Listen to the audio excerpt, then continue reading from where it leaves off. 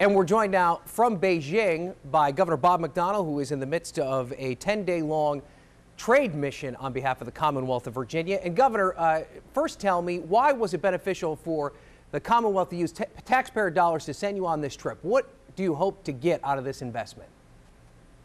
Well, it's about telling the Virginia story around the world, about our tax and regulatory climate, our right-to-work laws, our great universities. We're the #1 place in America to do business, and asking for Asian investment in Virginia and to expand exports from Virginia to Asia. Everything from our agricultural products to other goods that are made or distributed through Virginia, especially using Virginia ports. We've had some successes already. Japan was building on relationships that we've had for 30 years since we opened the office there, and in China and Korea, it's about establishing new relationships. We opened our trade office in Shanghai yesterday with a great deal of success, and we're excited about the opportunities for new trade with China. And talk about that specifically, the opening of the office in Shanghai. What will it mean in terms of building business relationships to have a Virginia presence right on the ground there in China? Well, I think it's going to mean a lot. It's obvious to me already that the personal touch in Asia, particularly in China, means a lot. I look at my job as the CEO of Virginia, looking down with the CEO of an Asian company and saying, hey, we want your businesses, is very important. We'll have 2 employees there right in downtown Shanghai, where people from businesses there can talk specifically to our staff, where they can reach out to follow up on the many people we've met with during the course of this trip, and coordinate their investments in China and their exports, in Virginia, and their exports from Virginia to China.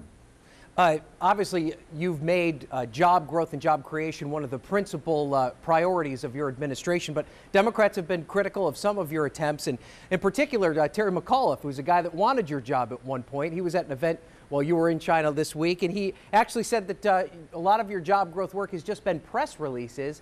And the claim he made was that when you take population growth into account, that there's been a net zero job growth. How would you respond to Mr. McAuliffe's claims?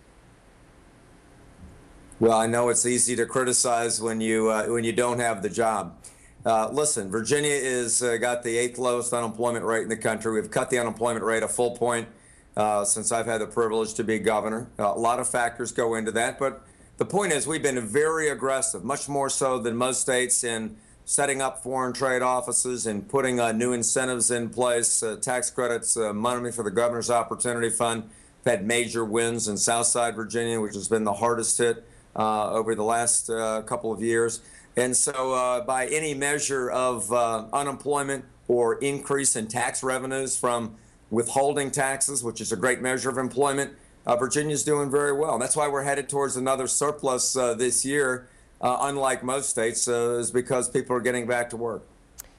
Last question for you, Governor, because I know that you've got to run, but I want to ask you about the decision by the federal government to not extend FEMA benefits to the folks that have been hard hit by tornadoes in the Commonwealth. I know that you're going to appeal that decision, but do you believe there was any political motivation behind that, and are you concerned at all about what it says to the people of Virginia that they were left out of that assistance? We're very disappointed. I visited those hard-hit areas in Pulaski and Washington County, in Gloucester County, and talked to the officials and talked to people who'd lost loved ones. So we're very disappointed. The federal government does have stringent rules about the amount of the damage that is required for the release of federal funds. Listen, I got a personal call from President Obama, Secretary Napolitano. I don't think there's any political things going on, but they do have some flexibility that we'd like them to exercise, and that's why we're going to make another run at this. The people, particularly in Washington County and Southwest Virginia, have been devastated by these tornadoes, and we're going to do everything we can at the state level to get them help, and we're asking the federal government to do their part. And you've asked individuals to extend their goodwill as well, if you could talk a little bit about that.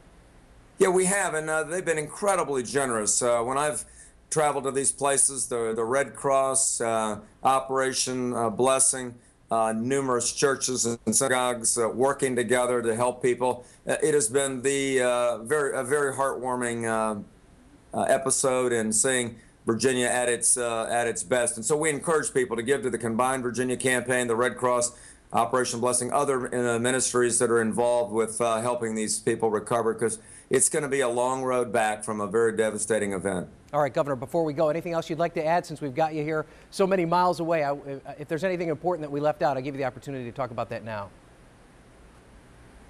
No, I just say that this has been exciting for me to visit major Asian centers of economic activity, Tokyo, Shanghai, Beijing, and then Seoul in a couple of days, where I'll meet with the president of South Korea to talk about everything from trade to cultural to education, relation opportunities between our state and these countries. And I think it is a new opportunity for us to increase Virginia's visibility and thus our exports and the jobs that we desperately need in Virginia by our relationships with Asia. I think it's a tremendous opportunity here with the countries that I've visited representing a third of the world's population.